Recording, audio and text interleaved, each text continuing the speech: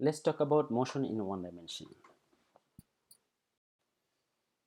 Motion in one dimension means a movement along a straight line. Look at the picture. A car was initially located at position A, and a later time this car moved to position B. From this position and time information, you can easily answer some of the questions about this car.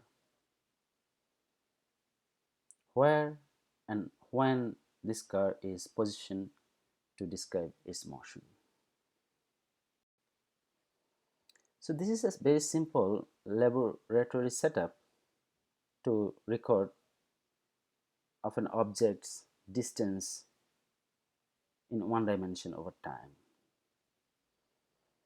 You see that we have a sensor which is connected to our computer, and in front of this sensor we have a hardboard,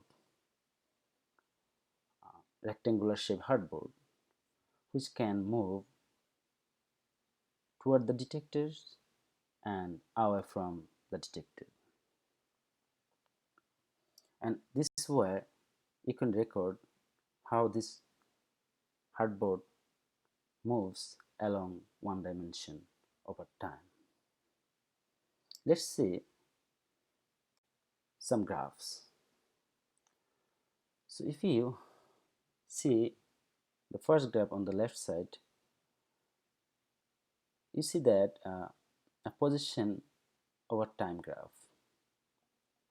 From this position over time graph, you see that this graph doesn't have any slope, means it doesn't have any velocity. In other words, you can say that object is at rest. On the second graph, on the left side, you see that position over time graph has a constant slope. It means that it has constant velocity at each point over time. And if you draw this constant velocity over time, you will find a straight line. Well, now let's draw a distance versus time graph for different situations. For example, when an object moves away from the detector and moves toward the detector. On the first part of this graph has no slope, means the object has no velocity, that is, object is at rest. On the second part, from the 4th second to up to 16 second, object moves at constant velocity because this part has constant slope. This slope gives us the velocity. On the third part, from 16 second to 24 second, you see that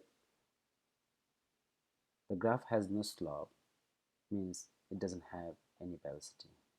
Object is also at rest during this time interval.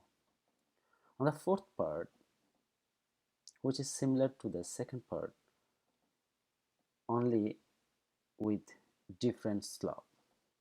In this case, the slope is negative, means that object is moving toward the detector, that is, object is decreasing its distance and coming to the origin. In this case, our origin means we zero distance we set up at the detector. So if we draw velocity versus time graph from the previous slides, you will see that object has no velocity up to 4th second, and after 4th second object has velocity, constant velocity up to 16 second, and then object is at rest, means no velocity up to 24 seconds, and from 24 to 32 seconds object moves toward the detector with negative slope, means negative velocity, and then it becomes at rest after 32 seconds.